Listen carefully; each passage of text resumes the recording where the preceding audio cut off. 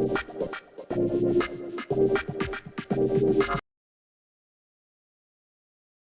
home, but for some reason there wasn't the celebration that we anticipated.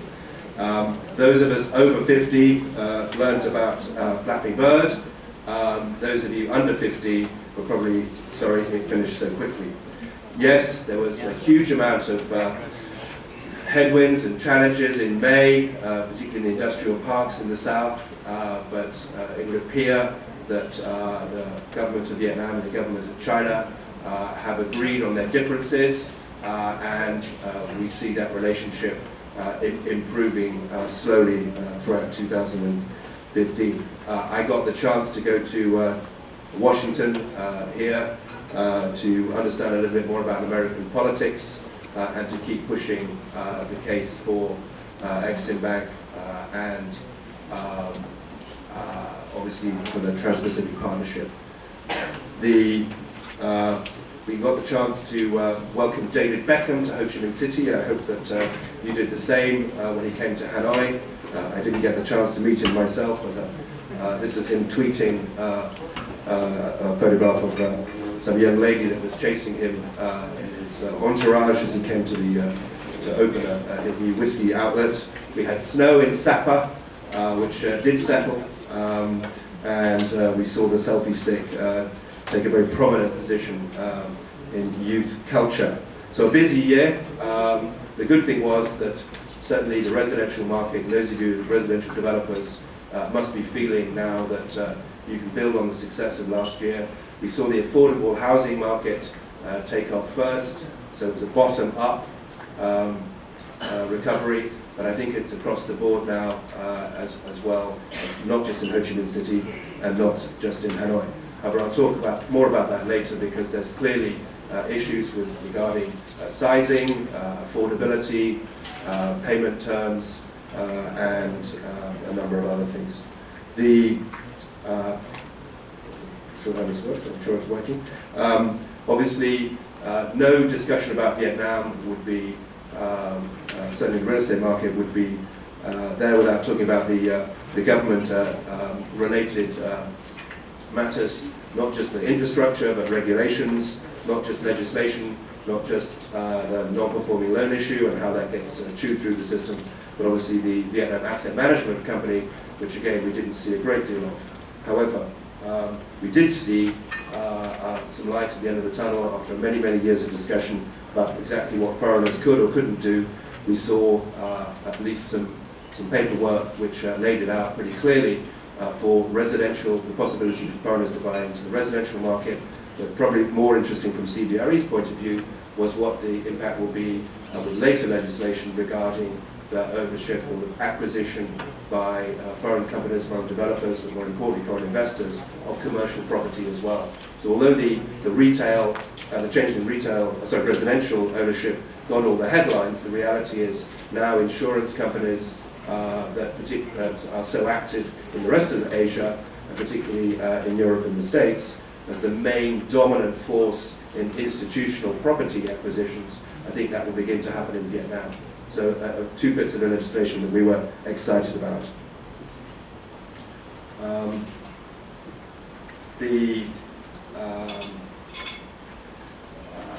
GDP growth, which we all look at as an indicator for what's going to happen in the future, again, seems to have got back and clawed its way back through to HSBC's number that we saw on Monday at above 6%. When we look across Asia Pacific, we realize that part of the reason why some of our hotels are being empty is because Indonesia and the Philippines also have a very similar GDP growth, a similar dynamic, a similar demographic, and they've been actually grabbing all the headlines in terms of real estate development and investment. So as much as we're now back at, we hope to stay above 6%, the reality is when you look across the chart here, you'll see that other countries, not just China, but are also having a similar GDP growth.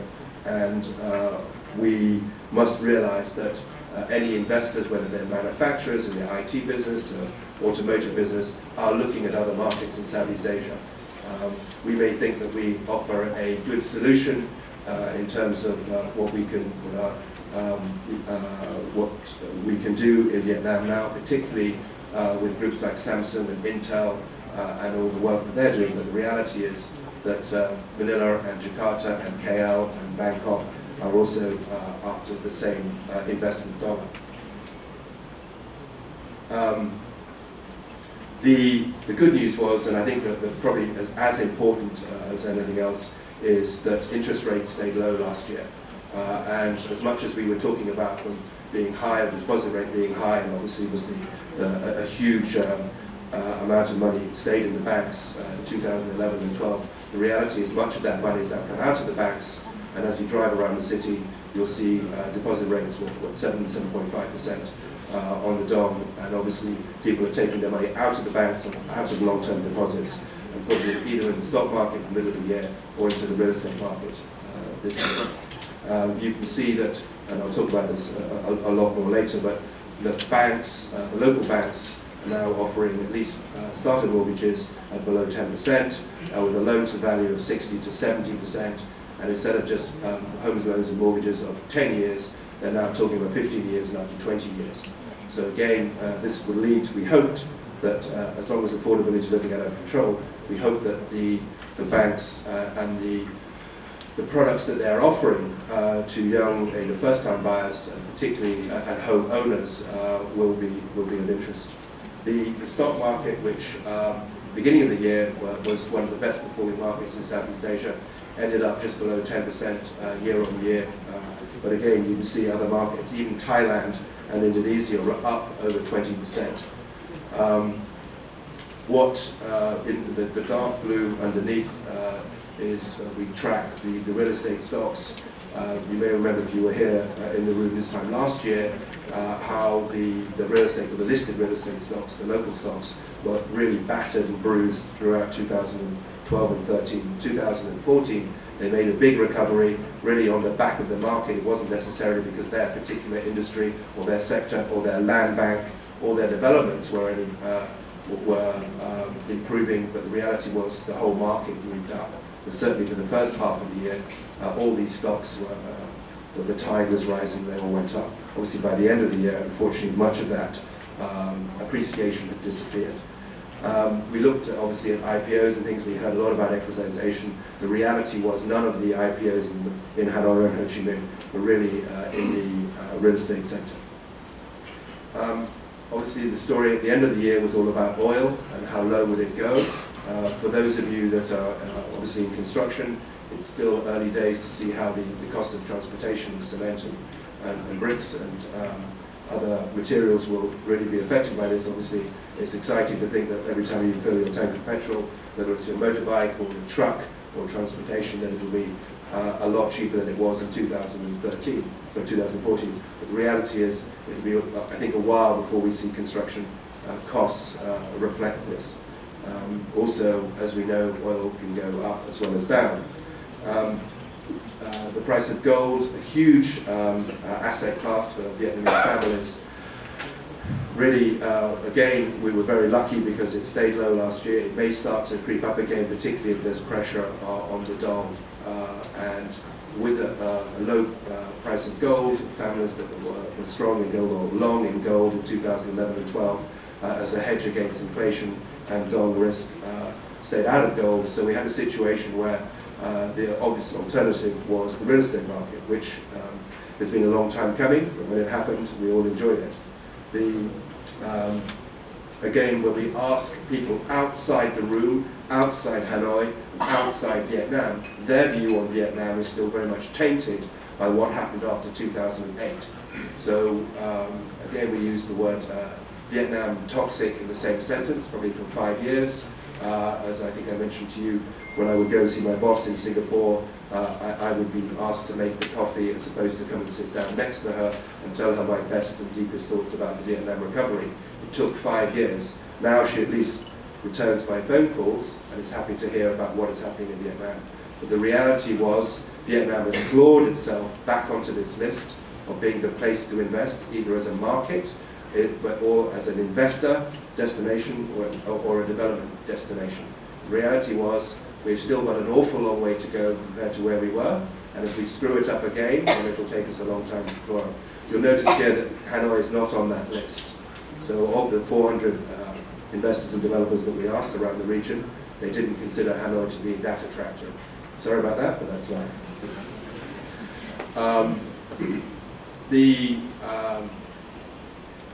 One of the things that we wanted to see in order to actually discuss the word, or use the word recovery, as opposed to dramatize the situation, was to see the number of store buildings which had stopped or slowed down or changed hands after 2008.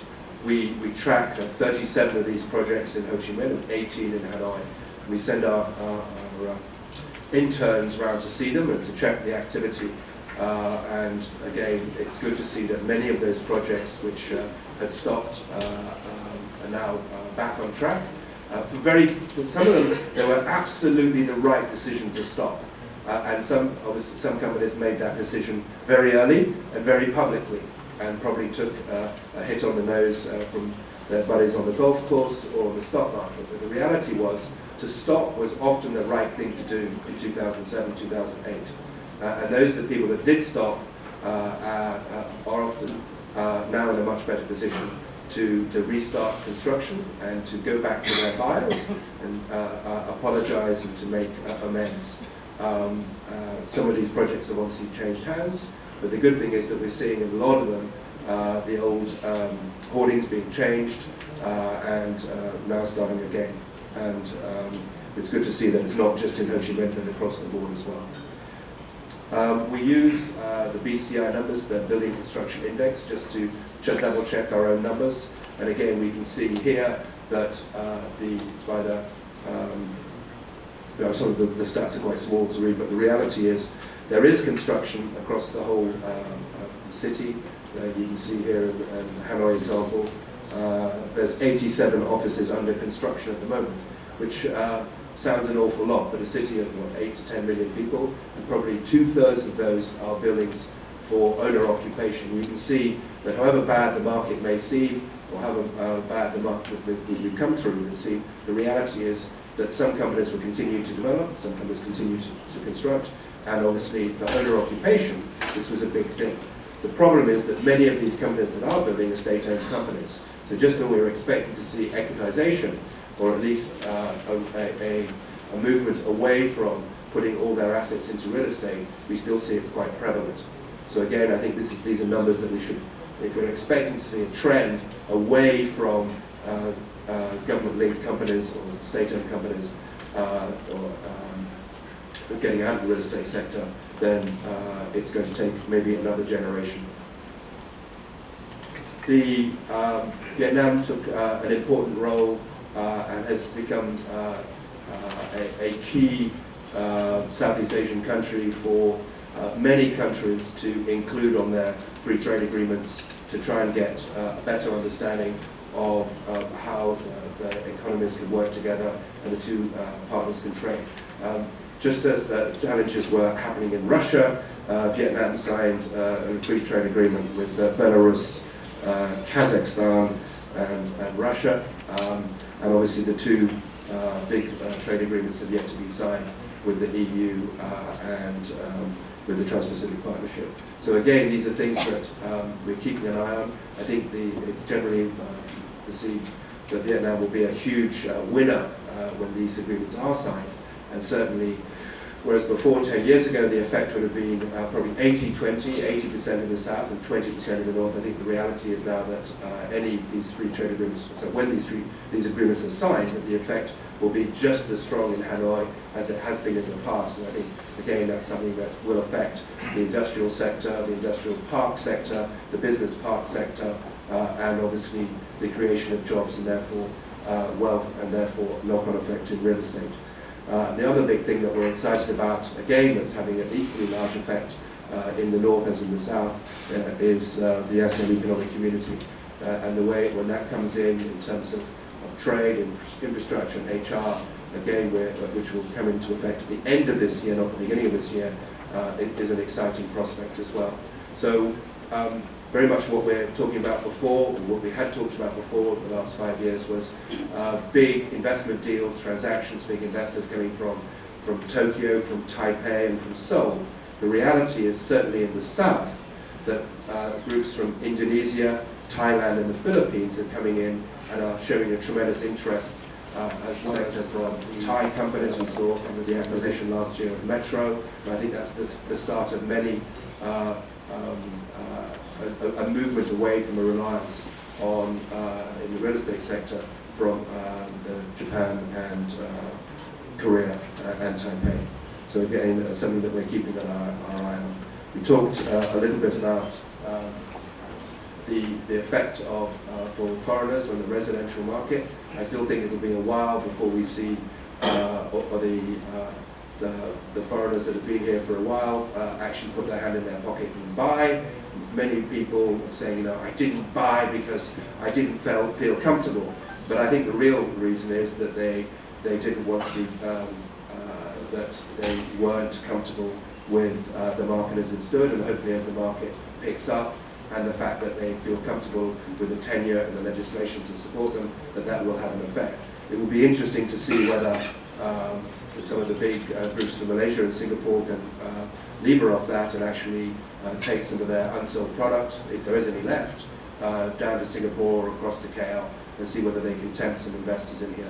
Obviously, when you look across, although the Singapore market hasn't been that strong in terms of pricing in the last 12 or 24 months, and they expect prices to go up again, like 5 or 6% in Singapore, whether actually there will be a big, a large amount of money that moves up here to Vietnam to get involved in the residential market at the retail level. Just as interesting, and if not more interesting for CBRE, the reality is that foreign investors find it very, very difficult to buy property in Vietnam, to buy whole buildings. I'm sure there's some of you in the room that are interested, or at least getting a call from your colleagues in maybe other teams, that Vietnam is a good place to buy income producing assets. I'll talk in a minute about the yield, but typically the yield is 2 or 3 times what it is in your home country. Yields at 7.5% to 10% is an attractive proposition. The problem is still not just the fact that now foreigners can buy and they may occupy some of the buildings. So if you're a big insurance company, you can buy a building, occupy 2 or 3 floors, and then lease out the balance, which is often what happens around the rest of Asia. Now you'll be able to do that as of the middle of July without having all the subletting rules or breaking the subletting rules. We hope that will be of interest to some groups, but the reality is there's so little stock to buy that it may not have any real effect, and that we worry about. The market is moving also in other directions. Some developers are beginning to strata title their floors. Again, a very common thing in other markets around Asia. We find that very often small businesses, small and medium-sized businesses, like to own their own floors and to operate from their own space. They may not feel or they don't have the budget to buy a whole building or develop a whole building, or they may not. They may realize that as a furniture manufacturer, they are not a developer. There are people that do believe that real estate is not their core business. I'd like to meet more of you. But the reality is that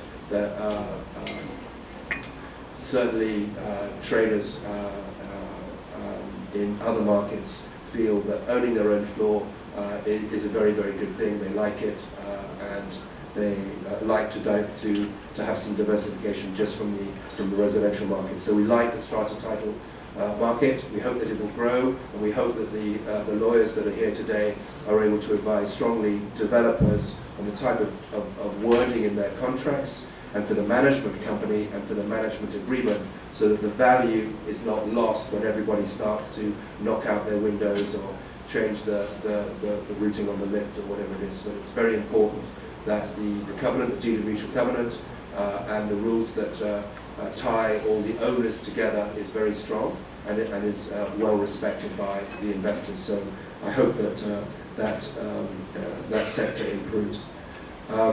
The most dramatic and the most, obviously, in another area that's written out a lot, and I'm glad that some of the big retailers are here, is that the last piece of legislation regarding many of the issues of entry into the market has disappeared, or will disappear on the 11th of January. This is regarding the economic needs test, the 100% foreign capital. This will particularly affect the most prominent sector in the retail sector, which is F&B companies as well. So what we're hoping is that foreign retailers that haven't made it to Vietnam yet will feel that there's a higher level of comfort in what they can do and their ownership of which they can operate a company in Vietnam, and that they'll feel that this deserves another visit to the Hanoi market or to the Ho Chi Minh market. Although I'll talk a minute about some of what the big Korean and Japanese groups are doing, the reality is there's still an awful lot of companies that are very active in Singapore and Hong Kong in the retail sector that have not made it to Vietnam.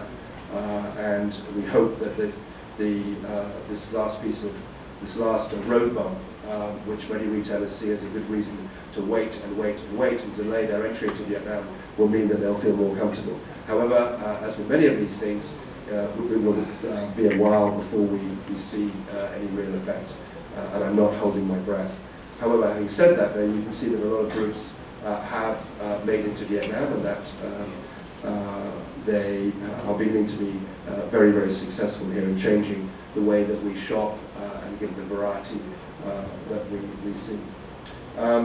There's been a lot of infrastructural changes. Obviously, the new bridge. I was half an hour early for dinner last night, arriving what I thought was late from the airport, but it was nice to come over the bridge. Not that I saw much because it was dark, but the reality is that the infrastructure improvements, certainly coming in from the northeast, from the airport, certainly make the entry into Hanoi very exciting. Obviously, and that's just one of many things that are happening around the city in the next few years with the metro and widening of roads and the circumferential roads.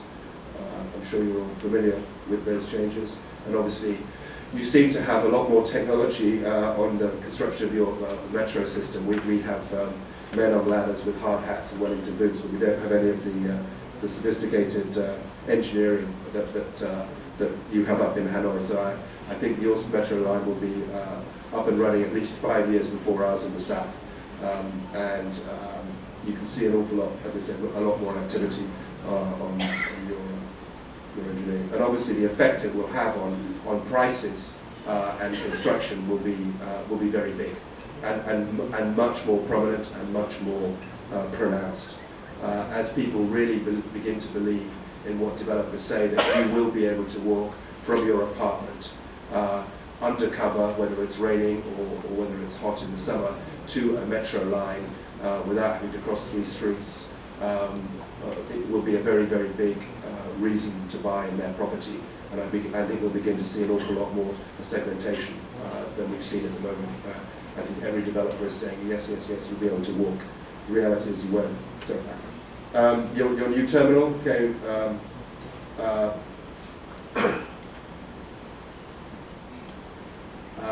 very exciting. Haven't managed to go through it yet, but those of my colleagues that have been through said it's a work of art, and I'm sure it'll take a few more months for the plants and the coffee shops and the duty-free shopping to get all sorted out. But again, it's a big step forward, and certainly one that can't come soon enough. Without, though, mainland tourists, mainland Chinese tourists and Russian tourists, you'll probably find that it will be a while before it becomes very active. In Ho Chi Minh, we're going through similar infrastructure issues. Much of it, though, unfortunately, is to do with gentrification as opposed to improving the speed at which we can move around the city. We've got the whole of Win Way is being dug up at the moment with big holes, and it's very, very difficult to access any of the buildings on the street. And as you can imagine, that's costing the retailers a lot. We seem to have got some wider roads, some very colourful bridges, but it doesn't certainly alleviate the traffic with anything like the speed at which we were hoping it would do. This is our metro line, and we're beginning to see now some activity in the CBD. So it's coming down Highway 1, crossing the Basson, and much of the Basson has been cleared now. Some of those old go-downs and warehouses have been cleared, and it's beginning to cross into over Townsend. But again, a long, long way behind what you have here, and obviously will be very challenging as it gets into the very dense part of the CBD. The area of Chiu Tim, which is sort of our equivalent of Pudong, again, was probably, I think, from my office window, which is where the top photograph was taken from. I can now see 17 tower cranes, of which about 50% of the infrastructure. So a lot of activity of building the first ring road, you can see just there, being built. This photograph's probably a couple of months old. But again, more bridges and more activity. We talk specifically now about the market and how it's recovered in terms of pricing. Many of you developers here and are obviously keen to know what other people are doing. We get these stats from you, and if you give us the right number and it moves, we try and track that, and if you give us the wrong number, we try and track that. So we're only regurgitating what we get from a broad section of developments in the market. One of the key things we try and do is obviously work out from a launch how many units have been sold. We obviously go and visit the launch itself, and we talk to the sales guys, and we talk to the sales director and the marketing people. But obviously one thing that really did change last year was the credibility and the urgency and the volume of sales. And at the end of the year, and this really only started in the middle of the year, the reality was that we found that developers were able to sell up to, in the south, up to 60% of the stock that they actually distributed or put onto the market at that time. So if you bear in mind, this time last year, it would have been about 5 to 10%. You can just see how the uptick has been quite remarkable. And it's not just in Ho Chi Minh, it's across the board. You can see here that 30 or so, and we hope we've tracked all the developments. Although I'm sure there's a few that we did miss. The reality was the activity was much broader, the sales were actually happening, and of course, although it started in the affordable sector, it really went on to the middle income sector, and to some extent the high-end or luxury sector. Again, we haven't used the word luxury in connection with Vietnam and real estate for probably 5 years. So you can see here the actual number of sales. If you bear in mind in a good year, in Singapore there will be somewhere between 15 and 20,000 sales of new projects, and in Bangkok anywhere between 50 and 70,000. You can see this is quite a big correction in the market. You can see here again what historically there have been obviously some good years and quite a few bad years. And you can see quite a recovery in the number of launches, and a recovery here in the number of sales. Don't forget that some of the primary sales were a stock that was launched in 2014, but there was still a huge hangover of stock from 2010 onwards. So half of the stock that was sold last year was new, and half of it was overhang stock. What we were worried was that the overhang of stock would take between 3 and 5 years to chew through. The reality is that it's being chewed through an awful lot quicker than we anticipated. Now, some of that is because developers dropped the price and improved the payment terms. And obviously some of it was because just the buyers were less sensitive to pricing and to payment terms. I think the lack of sensitivity, which obviously, and the slight herd mentality that many buyers have, is that they don't want to be seen to be not buying, particularly if we pass the bottom of the market. When you bear in mind that anywhere between 50 and 100,000 couples have got married, not all of them want to live with their parents, 2,000 babies are born a week, you can imagine, you can just see the pent-up demand. It's very, very, very difficult to judge that pent-up demand in the Vietnamese economy. It's a lot easier to judge that in Singapore and in Hong Kong, but the reality is judging that pent-up demand and really putting numbers on it is an art form, and I don't think we're there yet. What we can see, though, and one of the big differences between the recovery of 2014-15 and what was happening for the last 10 years is the size of units has changed dramatically.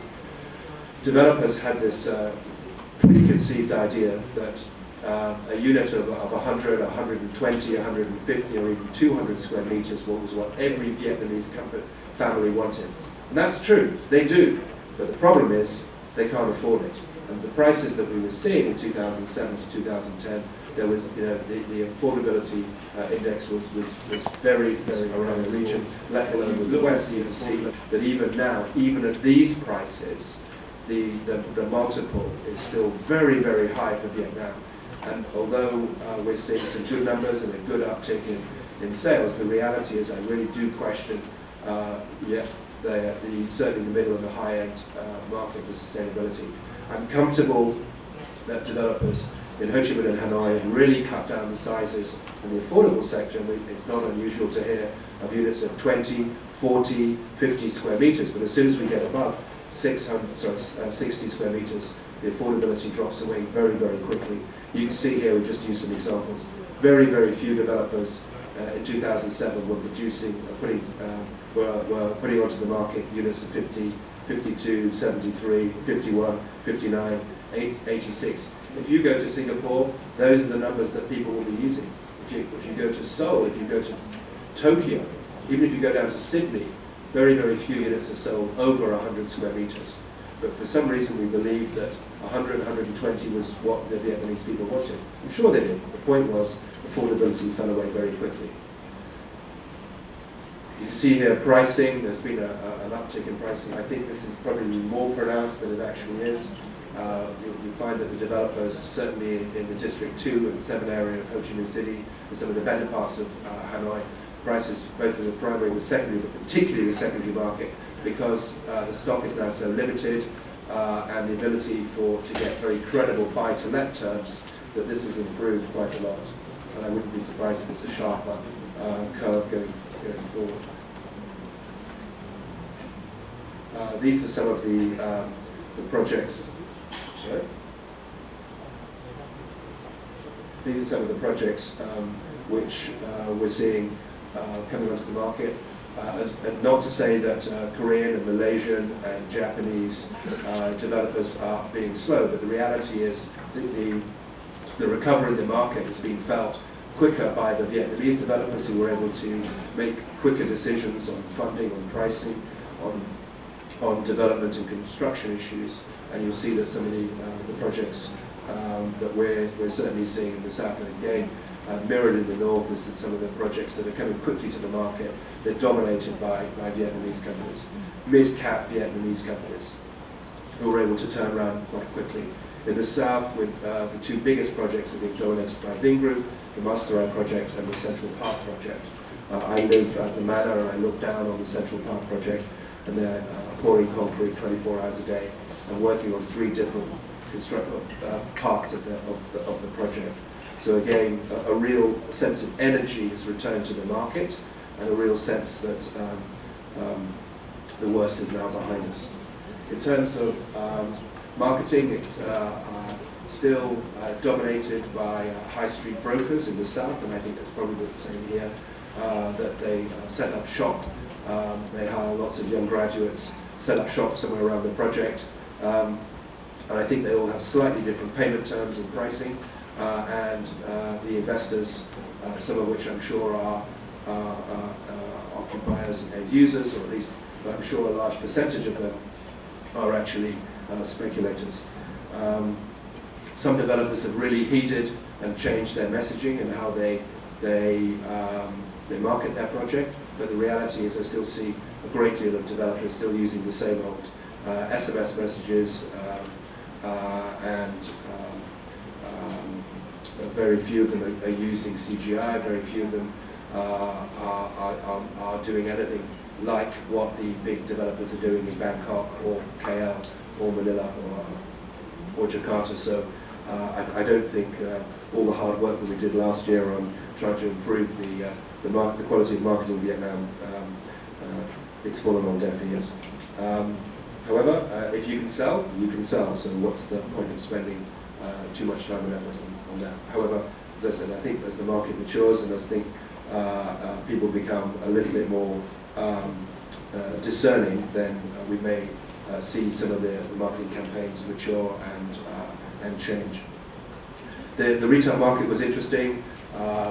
Again, as much as we saw some of the big local companies start to open their malls, we also saw the big push by particularly Aeon and Lotte to be involved in the out-of-town big box. And as you would expect from Korean and Japanese companies, they've really done their homework on the layout, on the styling, on the theming, and the merchandising. So again, if you haven't made it to an Aeon mall yet, or a big Lotte mall, it's quite different to what Parkson have been doing in the last 10 years in Vietnam. Very interesting, lots of places to park, lots of new ideas, and many new tenants and offerings. So please go back to the malls if you haven't been to them recently. Not to say that the developers that marketed their products in 2008 to 10 haven't had to reposition, re-merchandise, and try and attract new tenants. And I think that one of the big issues that we'll certainly face in 2015 is trying to bring companies that haven't made it to Vietnam yet to Vietnam and try and find them a credible developer, so a credible owner to work with. Big challenges ahead. Yes, the Koreans and the Japanese retailers have been very active, but so have the Vietnamese as well. We tried to work out yesterday that what Ving Group will do in 10 years took Ayala 30 years and took Central Patina 50 years.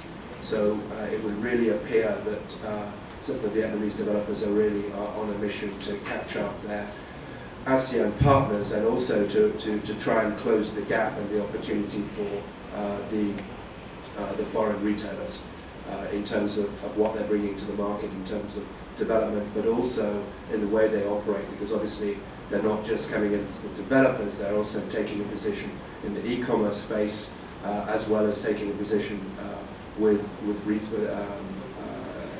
retailing, but for instance buying the Ocean Group retail portfolio. It's also important to realize that some of these groups are not just trying to dominate in one city.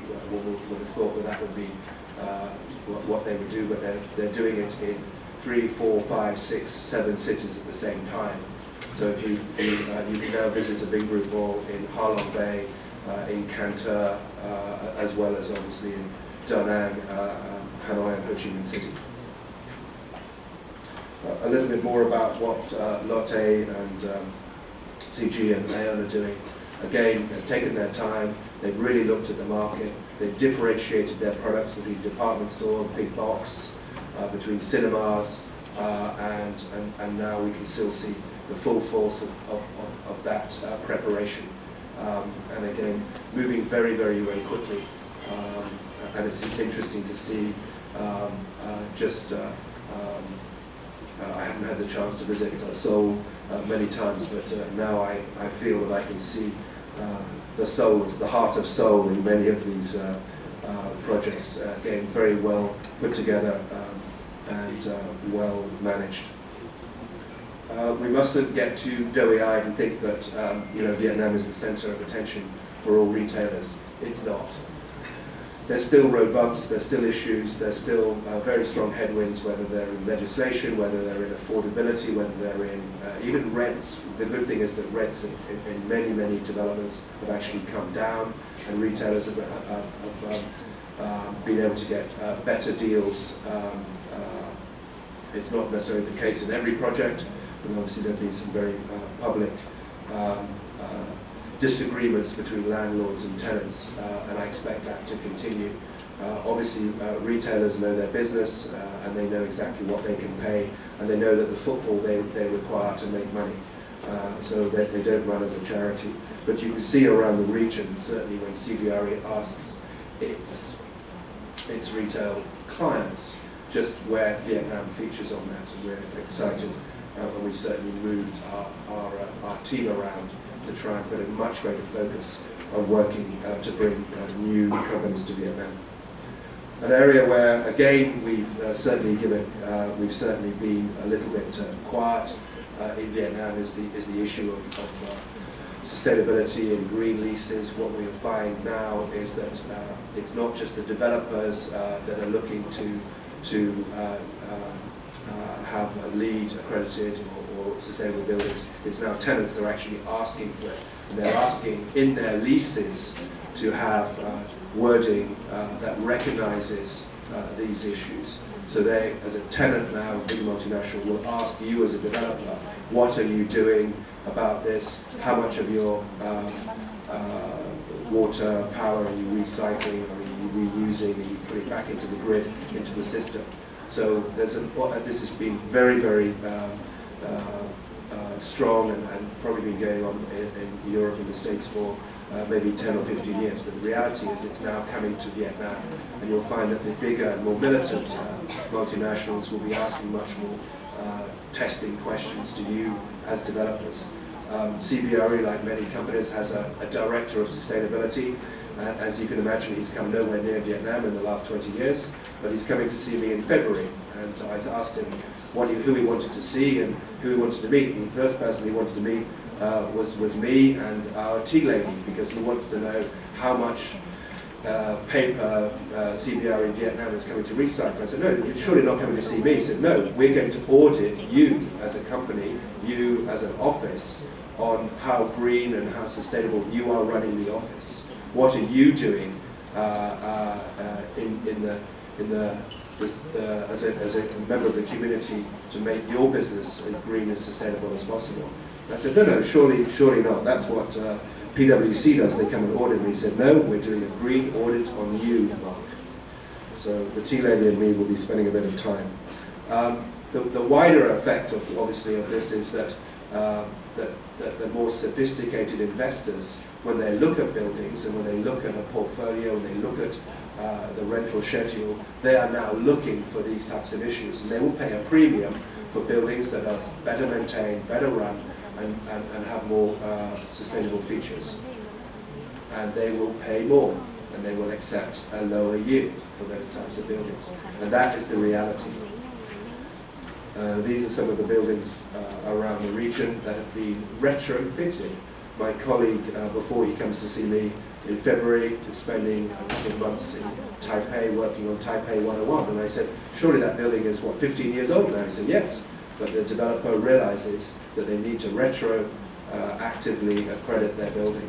So as much as green is an issue that you've heard about in other countries, is now beginning to come here, it's now becoming very mainstream, and it's not just for office buildings, it's also for industrial buildings, it's for retail, it's for right across the board, as well as community and administrative buildings. Another big issue is the way we all work. I think that most of you that are my age, you come to work at 8 o'clock and you go home at 6 o'clock. If you're not behind your desk, then you're either playing golf or having lunch. The reality is most of the people we employ that are half our age don't work that way. They sit cross-legged with their earphones on, and they may not be sitting at their desk. They may be sitting in the pantry, or they may be sitting in the library, and they may be working with their colleagues and not sitting at their desk. So a big change between being present and performance.